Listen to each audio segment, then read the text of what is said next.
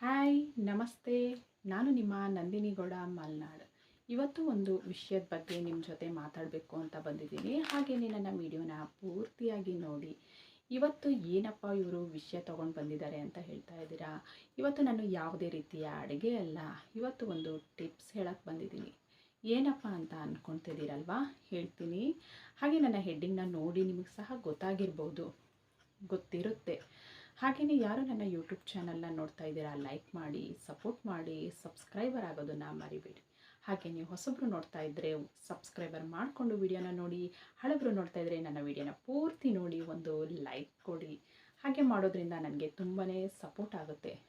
ಇವತ್ತಿನ ವಿಷಯದಲ್ಲಿ ನಾನು ಏನಪ್ಪ ಮಾತಾಡ್ತಾ ಇದ್ದೀನಿ ಅಂತ ಅಂದ್ಕೊಂಡಿದ್ದೀರಾ. ಈಗ ತುಂಬಾ ಬಿಸಿಲು, ಬೇಸಿಗೆ ಕಾಲ ಬಂದಿದೆ. ಹಾಗಾಗಿ ಈ ಬಿಸಿಲಿಗೆ ಏನು ಬೇಕು ತಂಪಾಗಿ ದೇಹಕ್ಕೆ ಅಂತ ಅಂದ್ಕೊಳ್ತಿದ್ದೀರಾ. ಇವಾಗ ತುಂಬ ವಿಡಿಯೋಗಳನ್ನು ನೋಡಿದ್ದೀರಾ. ಇವಾಗ ಬಿಸಿಲಿಗೆ ಏನು ವಸ್ತುಗಳು ಬೇಕು, ಏನು ನಮಗೆ ದೇಹಕ್ಕೆ ತಂಪು ಅನಿಸುತ್ತೆ, ಅದರ ಕಡೆನೇ ಎಲ್ಲರೂ ಒಲವನ್ನು ತೋರಿಸ್ತೀವಿ ಅಲ್ವಾ. ಹಾಗಾಗಿ ನಾನು ಹೇಳೋಕೆ ಹೊರಟಿರೋದು ಈ ಬಿಸಿಲಿಗೆ ತಂಪಾದ ಒಂದು ಹಣ್ಣಿನ ಜ್ಯೂಸ್. ಆ ಹಣ್ಣಿನ ಜ್ಯೂಸ್ ದೇಹಕ್ಕೆ ತುಂಬಾ ತಂಪು, ಆರೋಗ್ಯಕ್ಕೆ ತುಂಬಾ ಒಳ್ಳೆಯದು. ಹಾಗಾಗಿ ನೀವು ಆ ಹಣ್ಣಿನ ಜ್ಯೂಸು ಮಾಡಿ ಕುಡಿದ್ರೆ ತುಂಬ ಆರೋಗ್ಯವಾಗಿ ಇರ್ತೀರಾ. ಹಾಗೆಯೇ ನಿಮ್ಮ ತುಂಬ ಕಾಯಿಲೆಗಳಿಗೆ ಇದರಲ್ಲಿ ಔಷಧಿ ಗುಣವೂ ಸಹ ಇದೆ. ಹಾಗಾಗಿ ನಾನು ಇವತ್ತು ಒಂದು ವಿಷಯದ ಹೇಳೋಕ್ಕೆ ಬಂದಿದ್ದೀನಿ. ಹಾಗೆ ನೀವೆಲ್ಲ ಏನು ಮಾಡಬೇಕಪ್ಪ ಅಂತ ಹೇಳಿದ್ರೆ ಈ ವಿಡಿಯೋನ ಪೂರ್ತಿಯಾಗಿ ನೋಡಬೇಕು. ನಾನು ಏನಂತ ಹೇಳ್ತೀನಿ ಅನ್ನೋದು ನಿಮಗೆ ಈ ವಿಡಿಯೋನ ಪೂರ್ತಿಯಾಗಿ ನೋಡಿದ್ರೆ ಗೊತ್ತಾಗುತ್ತೆ. ಹಾಗಾಗಿ ಬನ್ನಿ ನಾನು ಏನಂತ ಹೇಳ್ತೀನಿ. ಬಿಸಿಲಲ್ಲಿ ಕುಡಿಯೋದಕ್ಕೆ ಖರ್ಜೂರ ಬೇಸ್ಟ್.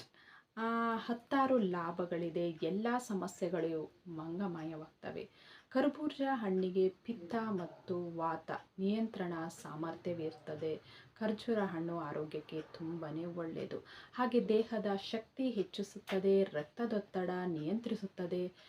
ಹಾಗೆ ರಕ್ತದೊತ್ತಡ ನಿಯಂತ್ರಿಸೋದ ಜೊತೆಗೆ ಇದು ದೇಹಕ್ಕೆ ತುಂಬಾ ಒಳ್ಳೆಯದು. ಹಾಗೆ ಇನ್ನೊಂದು ಇಂಪಾರ್ಟೆಂಟ್ ವಿಷಯ ಏನಪ್ಪ ಅಂತ ಹೇಳಿದ್ರೆ, ಮೂತ್ರಕೋಶದಲ್ಲಿ ಕಲ್ಲು. ನಿಮಗೆಲ್ಲ ಗೊತ್ತಿದೆ, ಈ ಕಾಯಿಲೆ ತುಂಬ ಜನಕ್ಕಿರುತ್ತೆ.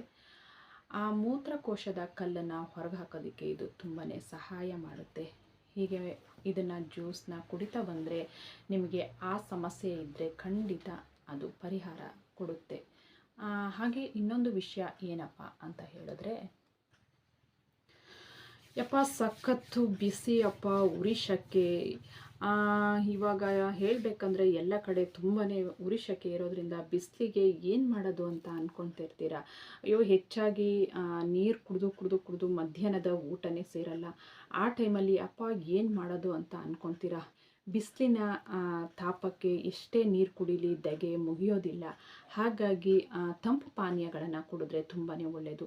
ಇವಾಗ ಫ್ರಿಜ್ಜಲ್ಲಿ ಮಿರಿಂಡಾ, ಪೆಪ್ಸಿ ಈ ಥರ ಐಟಮ್ಗಳನ್ನ ಇಟ್ಕೊಂಡು ಕುಡಿದ್ರೆ ಅದು ಆರೋಗ್ಯಕ್ಕೆ ಒಳ್ಳೆಯದಲ್ಲ. ನ್ಯಾಚುರಲ್ ಆಗಿ ನಾವು ಹಣ್ಣಿನ ಜ್ಯೂಸ್ ಮಾಡ್ಕೊಂಡು ಕುಡಿದ್ರೆ ಅದು ಆರೋಗ್ಯಕ್ಕೆ ತುಂಬಾ ಒಳ್ಳೆಯದು. ಹಾಗಾಗಿ ನಾನು ಹಾಳು ಮುಳು ಜ್ಯೂಸು ಕುಡಿಯೋಕ್ಕಿಂತ ಕರ್ಬೂರ ಜ್ಯೂಸ್ ತುಂಬಾ ಬೆಸ್ಟ್ ಅಂತ ಹೇಳ್ತಾ ಇದ್ದೀನಿ.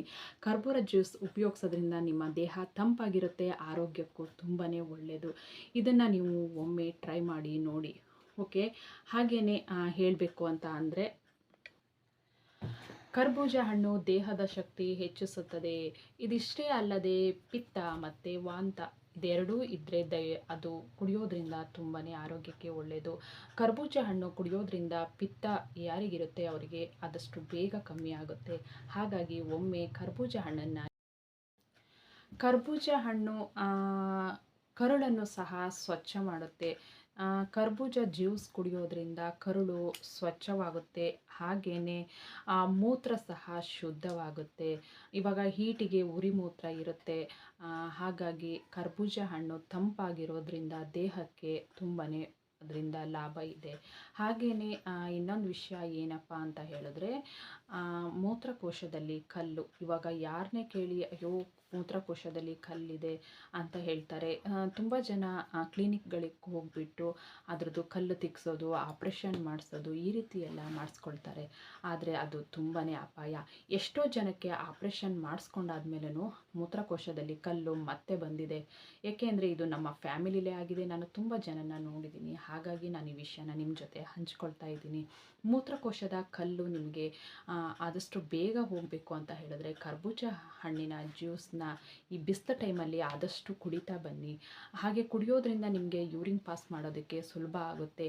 ಎನಿ ಟೈಮ್ ಯೂರಿನ್ ಪಾಸ್ ಮಾಡೋದ್ರಿಂದ ನಿಮ್ಮ ದೇಹದಲ್ಲಿರುವ ಕಲ್ಲು ಆರಾಮಾಗಿ ಹೋಗುತ್ತೆ. ಹಾಗಾಗಿ ನಿಮಗೆ ಅದರಿಂದ ತುಂಬ ಒಳ್ಳೆಯ ರಿಸಲ್ಟ್ ಸಹ ಬರುತ್ತೆ.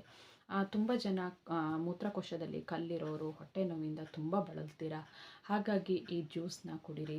ಅದೇ ನೀವು ಮಳೆಗಾಲದಲ್ಲಿ ಅತಿ ಹೆಚ್ಚು ಈ ಜ್ಯೂಸ್ ಕುಡಿದ್ರೆ ಒಬ್ರೊಬ್ಬರಿಗೆ ಥಂಡಿ ಆಗುತ್ತೆ. ಹಾಗಾಗಿ ಯಾರಿಗೆ ಮೂತ್ರಕೋಶದಲ್ಲಿ ಕಲ್ಲಿದೆ ಅಂಥವರು ಇಂಥ ಬೇಸಿಗೆ ಟೈಮಲ್ಲಿ ಅದನ್ನು ಪರಿಹಾರ ಮಾಡ್ಕೋಬೋದು. ದೇಹನೂ ತಂಪಾಗುತ್ತೆ, ನಿಮ್ಮ ಮೂತ್ರಕೋಶದ ಕಲ್ಲು ಸಹ ಕರಗುತ್ತೆ. ಇದರಿಂದ ನಿಮಗೆ ತುಂಬಾ ಉಪಯೋಗ ಇದೆ. ಈ ಜ್ಯೂಸನ್ನ ಒಂದು ಸತಿ ಕುಡಿದು ಟ್ರೈ ಮಾಡಿ. ನಾನು ಅಲ್ಲಲ್ಲಿ ನನ್ನ ವೀಡಿಯೋ ಸ್ವಲ್ಪ ಆ ಕಡೆ ಈ ಕಡೆ ಆಗ್ತಾಯಿದೆ, ಯಾಕೆಂದರೆ ನಾನು ಇದ್ರದ್ದು ಬಗ್ಗೆ ಮಾತಾಡಬೇಕಾದ್ರೆ ಕೆಲವೊಂದು ವಿಷಯಗಳು ನನಗೆ ಮರ್ತು ಹೋಗ್ತಾ ಇರುತ್ತೆ.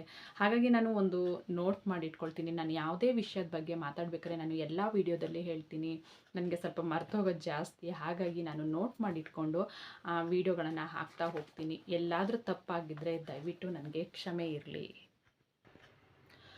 ಹಾಗೆಯೇ ರಕ್ತದೊತ್ತಡ ನಿಯಂತ್ರಿಸುತ್ತದೆ. ಹಾಗೆಯೇ ಹೃದಯ ಸಂಬಂಧ ಕಾಯಿಲೆಗಳನ್ನು ಸಹ ಇದು ನಿಯಂತ್ರಿಸುತ್ತದೆ. ಉರಿ ಬೇಸಿಗೆಯಲ್ಲಿ ನಿಮಗೆ ಏನಪ್ಪ ಅಂತ ಹೇಳಿದ್ರೆ ದೇಹದಲ್ಲಿ ತುಂಬಾ ನೀರಿನಂಶ ಬೇಕಾಗಿರುತ್ತೆ. ಹಾಗಾಗಿ ಈ ಜ್ಯೂಸ್ ಕುಡಿಯೋದ್ರಿಂದ ನಿಮ್ಮ ದೇಹಕ್ಕೆ ನೀರಿನಂಶ ಜಾಸ್ತಿ ಸಿಗುತ್ತೆ. ಹಾಗಾಗಿ ನಿಮಗೆ ಯಾವುದೇ ರೀತಿಯ ಎಫೆಕ್ಟ್ ಆಗೋದಿಲ್ಲ. ಇದು 100% ನ್ಯಾಚುರಲ್ ಆಗಿ ಮಾಡ್ಕೊಂಡು ಕುಡಿಯುವಂತಹ ಜ್ಯೂಸ್. ಇದರಿಂದ ಏನು ಮಾಡ್ತಾರೆ ಅಂದರೆ ಜ್ಯೂಸ್ ಮಾಡ್ಬೋದು. ಹಾಗೆಯೇ ತುಂಬ ಥರದ ಸ್ವೀಟ್ಗಳನ್ನು ಮಾಡ್ತಾರೆ. ಆ ಸ್ವೀಟ್ಗಳನ್ನು ಸಹ ನೀವು ಸೇವಿಸ್ಬೋದು. ಹಾಗೆಯೇ ಅದರದ್ದು ಸಲಾಡ್ ಸಹ ಮಾಡಿಕೊಂಡು ತಿನ್ಬೋದು. ತುಂಬ ಆರೋಗ್ಯಕ್ಕೆ ಒಳ್ಳೆಯದು. ಹಾಗೆಯೇ ಇನ್ನೊಂದು ವಿಷಯ ಹಾಗೆಯೇ ಲೈಂಗಿಕ ಶಕ್ತಿಯನ್ನು ಹೆಚ್ಚಿಸುತ್ತದೆ. ಹಾಗೆ ಕೆಲವರಿಗೆ ಮಲ ವಿಸರ್ಜನೆ ಮಾಡೋದಕ್ಕೆ ಆಗ್ತಾ ಇರಲ್ಲ ಅಂಥವರು ಹಾಸ್ಪಿಟ್ಲ್ಗಳಿಗೆ ಹೋಗಿಬಿಟ್ಟು ಡಾಕ್ಟರ್ ಹತ್ರ ಕ್ಲೀನ್ ಮಾಡಿಸ್ಕೊಳ್ತಾರೆ. ಆದರೆ ವೈದ್ಯರು ಹೇಳೋದು ಏನಂತ ಅಂದರೆ ಕರ್ಬೂಜ ಹಣ್ಣಿನ ಜ್ಯೂಸ್ ಕುಡೀರಿ, ನಿಮಗೆ ಮಲ ವಿಸರ್ಜನೆ ಮಾಡೋದಕ್ಕೆ ತುಂಬ ಹೆಲ್ಪ್ ಆಗುತ್ತೆ ಅಂತ ಹೇಳ್ತಾರೆ. ಹಾಗಾಗಿ ನನ್ನ ವಿಡಿಯೋದಿಂದ ನಿಮಗೆ ಇದೊಂದು ವಿಷಯ ಗೊತ್ತಿರುತ್ತಲ್ವಾ. ಹಾಗಾಗಿ ನೀವು ವೈದ್ಯರಿಂದ ಹೋಗುವ ಮೊದಲು ಈ ಕರ್ಬೂಜ ಹಣ್ಣಿನ ಜ್ಯೂಸನ್ನ ಒಂದು ಸತಿ ಕುಡಿದು ನೋಡಿ, ನಿಮಗೆ ಮಲ ವಿಸರ್ಜನೆ ಕ್ಲಿಯರ್ ಆಗುತ್ತೆ. ಹಾಗೆ ನನ್ನ ವಿಡಿಯೋ ಇಷ್ಟ ಆದರೆ ಲೈಕ್ ಮಾಡಿ, ಸಪೋರ್ಟ್ ಮಾಡಿ. ನನ್ನ ವಿಡಿಯೋವನ್ನು ಪೂರ್ತಿಯಾಗಿ ನೋಡಿದ್ದಕ್ಕೆ ಧನ್ಯವಾದಗಳು. ಮತ್ತೊಂದು ವಿಡಿಯೋದಲ್ಲಿ ನಿಮ್ಮ ಜೊತೆ ಸಿಗ್ತೀನಿ. ನನ್ನ ವಿಡಿಯೋದಲ್ಲಿ ಏನಾದರೂ ತಪ್ಪಿದರೆ ದಯವಿಟ್ಟು ಕ್ಷಮಿಸಿ. ಓಕೆ, ಬಾಯ್.